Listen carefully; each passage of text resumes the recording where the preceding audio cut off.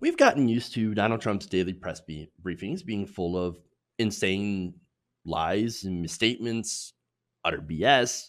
But Monday's press conference in the Rose Garden got a little bit more nutty because Donald Trump decided to bring friends. Thank you, Mr. President, for your call to action which has empowered companies like MyPillow to help our nation win this invisible war. Now I wrote something off the cuff, if I can read this. God gave us grace on November 8, 2016 to change the course we were on. God had been taken out of our schools and lives. A nation had turned its back on God. And I encourage you to use this time at home to get back in the Word, read our Bibles, and spend time with our families. With our great president, vice president, and this administration, and all the great people in this country praying daily, we will get through this and get back to a place that's stronger and safer than ever.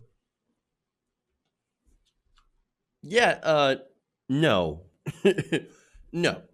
How we get through this is to not spend time with family. I know.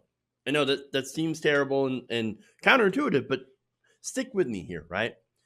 So if you have extended family, you want to go visit grandma, that's not a good idea, right? Stay home, social distancing, right?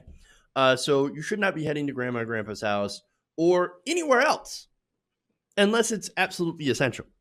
That's how we get through this, right? To be fair, of course, you can spend time with your family over video chat and things like that, voice and all that. But and so let's be fair about that, right? So now, I don't have an issue with people praying. I'm not a religious person. I'm an atheist. You guys know this. And so if you want to do that, you want to, if you find comfort in the book, all that stuff, okay, that's fine. You do you guys, right? That's what freedom of religion is literally about. As long as that's not, or as long as that's the only thing that you do, right? Don't go to church. Don't leave the house. Wash your hands, cough to your elbow. Do all of that. Read your Bible if that's what you want, right? All that's fine, right? But, and here's the but, and it's a big one. What's my pillow guy doing here? Why is he in the Rose Garden talking about God? What are you talking about? I mean, why is this briefing that's supposed to be about CV19, right?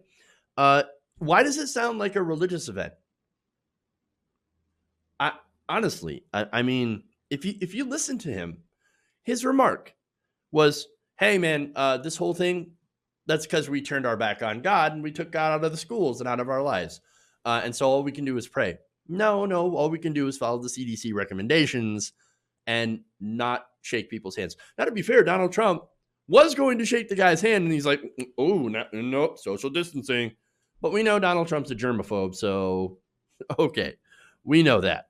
But no, the problem is not God being out of our lives or out of our schools. No, the problem is science not being in the White House. Donald Trump has had numerous warnings. He has known about this for months. And Stable Genius here decided he wasn't going to do anything about it. Let's not do any preparation. Let's not do anything about it. Let's not put out some, warnings, not to try to freak people out or anything like that, but put out some general warnings. Hey, be careful, be cautious. There's something going around. Let's make sure to protect ourselves. Instead, what did they do? Kept this secret, and a lot of Congress people dumped stock. Come on, man. Really? And of course, the result of all that is now the U.S.